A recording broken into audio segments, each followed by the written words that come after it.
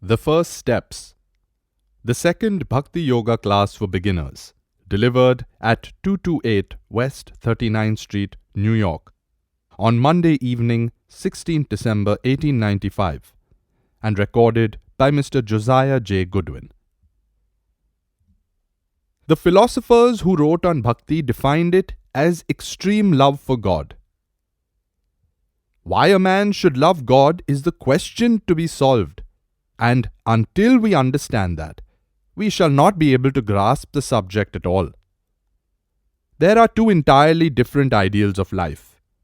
A man of any country who has any religion knows that he is a body and a spirit also. But there is a great deal of difference as to the goal of human life. In Western countries, as a rule, people lay more stress on the body aspect of man. Those philosophers who wrote on Bhakti in India laid stress on the spiritual side of man. And this difference seems to be typical of the Oriental and Occidental nations. It is so even in common language.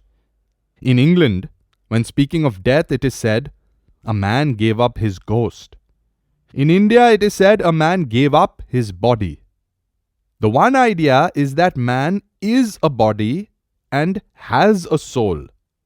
The other is that man is a soul and has a body. More intricate problems arise out of this. It naturally follows that the ideal which holds that man is a body and has a soul lays all the stress on the body. If you ask why man lives, you will be told it is to enjoy the senses, to enjoy possessions and wealth. He cannot dream of anything beyond, even if he is told of it. His idea of a future life would be a continuation of this enjoyment. He is very sorry that it cannot continue all the time here. But he has to depart, and he thinks that somehow or other he will go to some place where the same thing will be renewed. He will have the same enjoyments, the same senses, only heightened and strengthened. He wants to worship God because God is the means to attain this end. The goal of his life is enjoyment of sense objects, and he comes to know that there is a being who can give him a very long lease of these enjoyments, and that is why he worships God. On the other hand, the Indian idea is that God is the goal of life. There is nothing beyond God, and the sense enjoyments are simply something through which we are passing now in the hope of getting better things. Not only so, it would be disastrous and terrible if man had nothing but sense enjoyments. In our everyday life, we find that the less the sense enjoyments, the higher the life of the man. Look at the dog when he eats. No man ever ate with the same satisfaction. Observe the pig giving grunts of satisfaction as he eats. The pig never thinks he is eating something filthy. It is his heaven, and if the greatest archangel came and looked on, the pig would not even notice him. His whole existence is in his eating. No man was ever born who could eat that way. Think of the power of hearing in lower animals, the power of seeing. All their senses are highly developed. Their enjoyment of the senses is extreme. They become simply mad with delight and pleasure. And the lower the man, the more delight he finds in the senses. As he gets higher, the goal becomes reason and love. In proportion as these faculties develop, he loses the power of enjoying the senses. For illustration's sake, if we take for granted that a certain amount of power is given to man, and that can be spent either on the body or the mind or the spirit, then all the power spent on any one of these leaves just so much less to be expended on the others. The ignorant or savage races have much stronger sensual faculties than the civilized races. And this is in fact one of the lessons we learn from history, that as a nation becomes civilized, the nerve organization becomes finer and they become physically weaker. Civilize a savage race and you will find the same thing. Another barbarian race comes up and conquers it. It is nearly always the barbarian race that conquers. We see then that if we desire only to have sense enjoyments all the time, we degrade ourselves to the brute state. A man does not know what he is asking for when he says he wants to go to a place where his sense enjoyments will be intensified. That he can have only by going down to the brutes. So with men desiring a heaven full of sense pleasures. They are like swine wallowing in the mire of the senses, unable to see anything beyond. This sense enjoyment is what they want, and the loss of it is the loss of heaven to them. These can never be bhaktas in the highest sense of the word. They can never be true lovers of God. At the same time, though this lower ideal be followed for a time, it will also in the course of time change. Each man will find that there is something higher of which he did not know, and so this clinging to life and to things of the senses will gradually die away.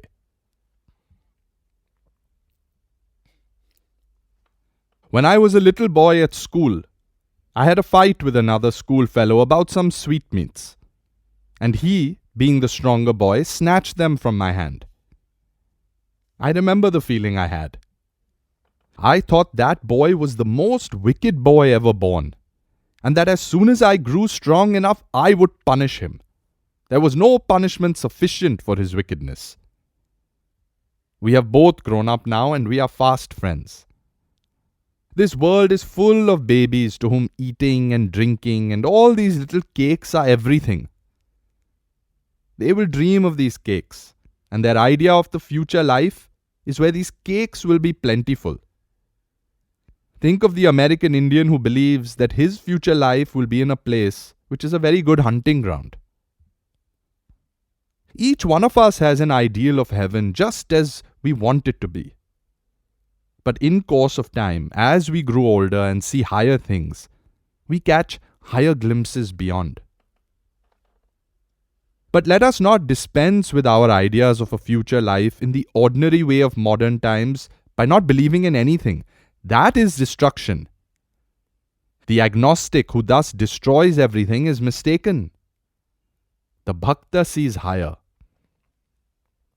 The agnostic does not want to go to heaven because he has none, while the bhakta does not want to go to heaven because he thinks it is child's play. What he wants is God.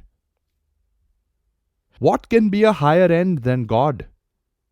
God himself is the highest goal of man. See him, enjoy him. We can never conceive anything higher because God is perfection. We cannot conceive of any higher enjoyment than that of love, but this word love has different meanings. It does not mean the ordinary selfish love of the world. It is blasphemy to call that love. The love for our children and our wives is mere animal love. That love which is perfectly unselfish is the only love, and that is of God. It is a very difficult thing to attain to. We are passing through all these different loves. Love of children, father, mother, and so forth. We slowly exercise the faculty of love. But in the majority of cases, we never learn anything from it. We become bound to one step, to one person. In some cases, men come out of this bondage. Men are ever running after wives and wealth and fame in this world. Sometimes they are hit very hard on the head and they find out what this world really is. No one in this world can really love anything but God. Man finds out that human love is all hollow. Men cannot love, though they talk of it. The wife says she loves her husband and kisses him. But as soon as he dies, the first thing she thinks about is the bank account and what she shall do the next day.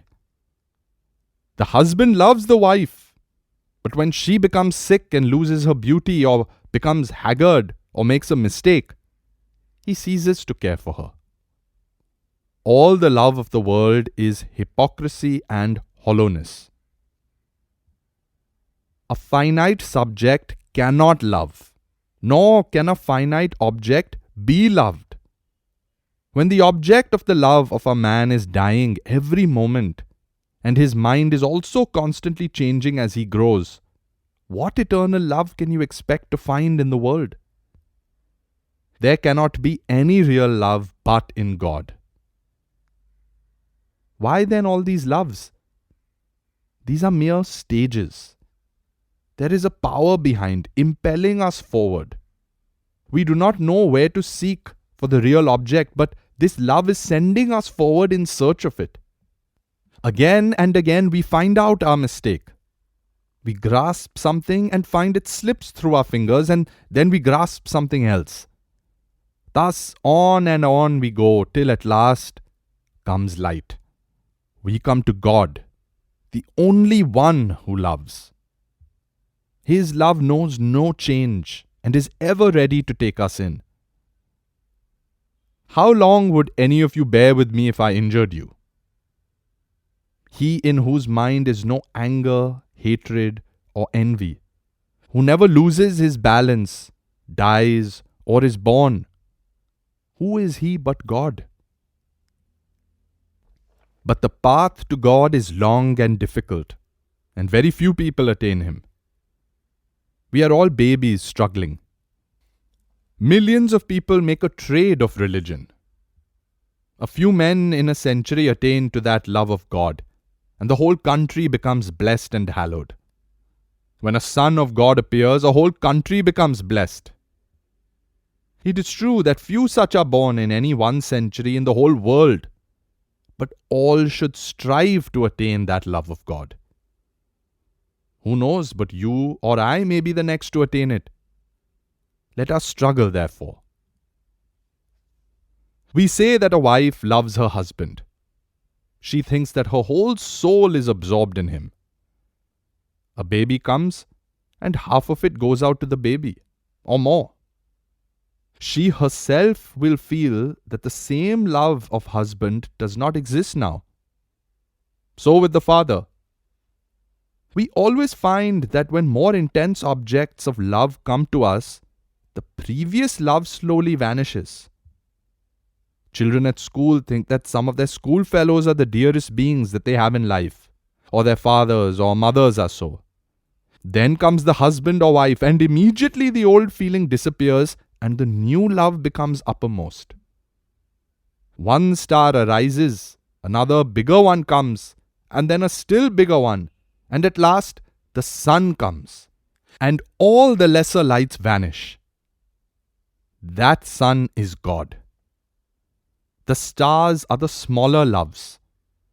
When that sun bursts upon him, a man becomes mad, what Emerson calls a God-intoxicated man. Man becomes transfigured into God. Everything is merged in that one ocean of love. Ordinary love is mere animal attraction. Otherwise, why the distinction between the sexes? If one kneels before an image, it is dreadful idolatry. But if one kneels before husband or wife, it is quite permissible. The world presents to us manifold stages of love. We have first to clear the ground. Upon our view of life, the whole theory of love will rest. To think that this world is the aim and end of life is brutal and degenerating. Any man who starts in life with that idea degenerates himself. He will never rise higher. He will never catch this glimpse from behind. He will always be a slave to the senses. He will struggle for the dollar that will get him a few cakes to eat. Better die than live that life. Slaves of this world, slaves of the senses, let us rouse ourselves. There is something higher than this sense life. Do you think that man, the infinite spirit, was born to be a slave to his eyes, his nose, and his ears? There is an infinite, omniscient spirit behind that can do everything, break every bond. And that spirit we are. And we get that power through love. This is the ideal we must remember. We cannot, of course, get it in a day. We may fancy that we have it, but it is a fancy after all. It is a long, long way off. We must take man where he stands and help him upwards. Man stands in materialism. You and I are materialists. Our talking about God and Spirit is good, but it is simply the vogue in our society to talk thus. We have learnt it parrot-like and repeat it. So we have to take ourselves where we are as materialists and must take the help of matter and go on slowly until we become real spiritualists and feel ourselves spirits, understand the spirit, and find that this world, which we call the infinite, is but a gross external form of that world which is behind. But something besides that is necessary. You read in the Sermon on the Mount, "Ask, and it shall be given you. Seek, and ye shall find. Knock, and it shall be opened unto you." The difficulty is, who seeks and who wants? We all say we know God. One man writes a book to disprove God, another to prove Him. One man thinks it is his duty to prove Him all his life, another to disprove Him, and he goes about to teach man there is no God. What is the use of writing a book either to prove or disprove God? What does it matter to most people whether there is a God or not? The majority of men work just like machines with no thought of God and feeling no need of Him. Then one day comes death and says, "Come." The man says, "Wait a little. I want a little more time. I want to see my son grow a little bigger." But death says, "Come at once." So it goes on. So goes poor John. What shall we say to poor John? He never found anything in which God was the highest. Perhaps he was a pig in the past and he is much better as a man. But there are some who get a little awakening. Some misery comes. Someone whom we love most dies. That upon which we had bent our whole soul, that for which we had cheated the whole world and perhaps our own brother, that vanishes, and a blow comes to us. Perhaps a voice comes in our soul and asks, "What after this?" Sometimes death comes without a blow, but such cases are few. Most of us, when anything slips through our fingers, say, "What next?" How we cling to the senses. You have heard of a drowning man clutching at a straw. A man will clutch at a straw first, and when it fails, he will say someone must help him. Still, people must, as the English phrase goes, sow their wild oats before they can rise to higher things. Bhakti is religion. Religion is not for the many. That is impossible. A sort of knee drill, standing up and sitting down, may be suited for the many, but religion is for the few. There are in every country only a few hundreds who can be and will be religious. The others cannot be religious because they will not be awakened, and they do not want to be. The chief thing is to want God. We want everything except God, because our ordinary wants are supplied by the external world. It is only when our necessities have gone beyond the external world that we want a supply from the internal, from God. So long as our needs are confined within the narrow limits of this physical universe, we cannot have any need for God.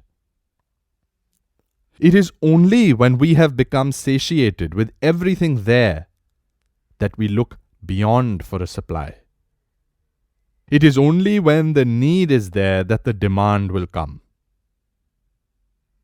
Have done with this child's play of the world as soon as you can. And then you will feel the necessity of something beyond the world, and the first step in religion will come. There is a form of religion which is fashionable. My friend has much furniture in her parlor. It is the fashion to have a Japanese vase, so she must have one, even if it costs $1,000. In the same way, she will have a little religion and join a church. Bhakti is not for such. That is not want. Want is that without which we cannot live. We want breath, we want food, we want clothes. Without them we cannot live. When a man loves a woman in this world, there are times when he feels that without her he cannot live, although that is a mistake. When a husband dies, the wife thinks she cannot live without him, but she lives all the same. This is the secret of necessity. It is that without which we cannot live. Either it must come to us or we die. When the time comes that we feel the same about God, or in other words, we want something beyond this world, something above all material forces, then we become bhaktas.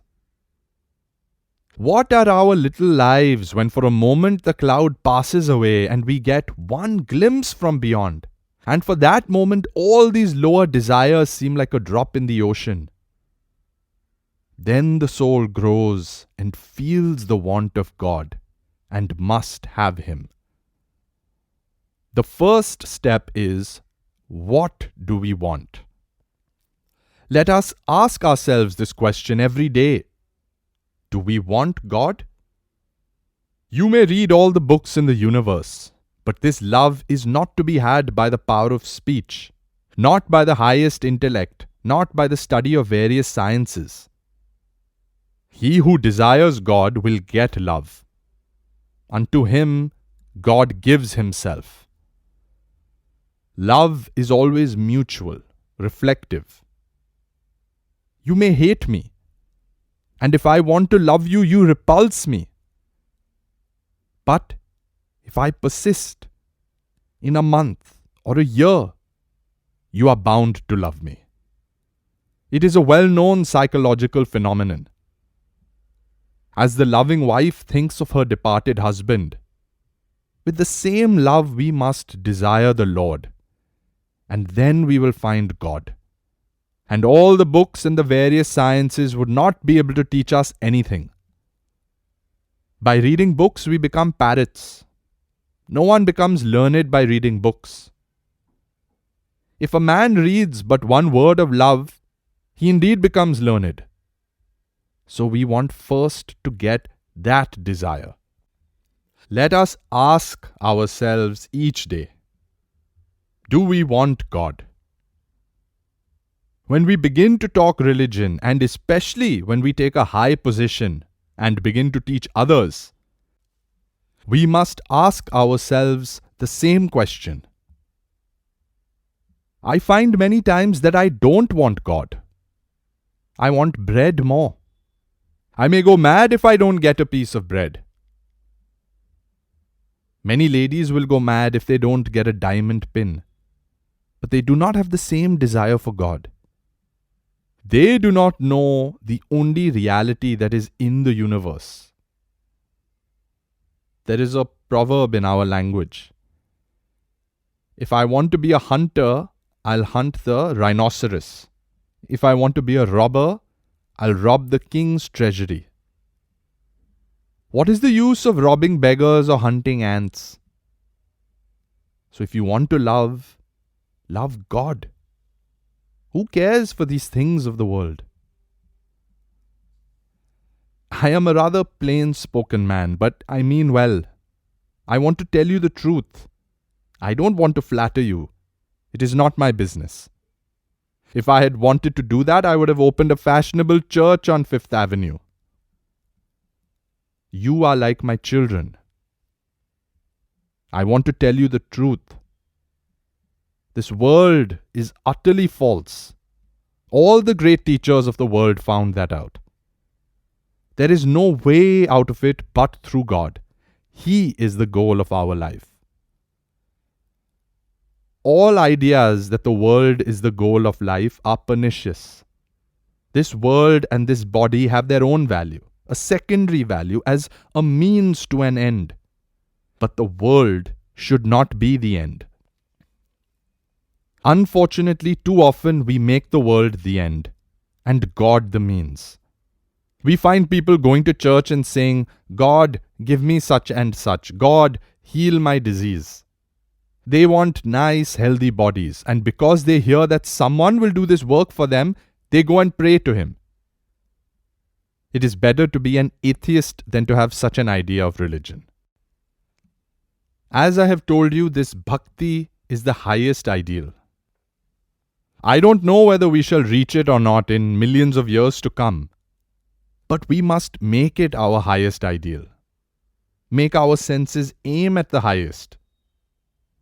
If we cannot get to the end, we shall at least come nearer to it. We have slowly to work through the world and the senses to reach God. If you have enjoyed listening to these podcasts from Vedanta Works, please consider making a donation to our Vedanta Works podcast project GoFundMe campaign. Just open GoFundMe.com on your browser and search for Vedanta Works Podcast Project. All donations made in the USA are tax deductible through the Ramakrishna Foundation. All funds will be used to cover the cost of narration, editing, social media marketing, and podcast distribution. Thank you for your continued support.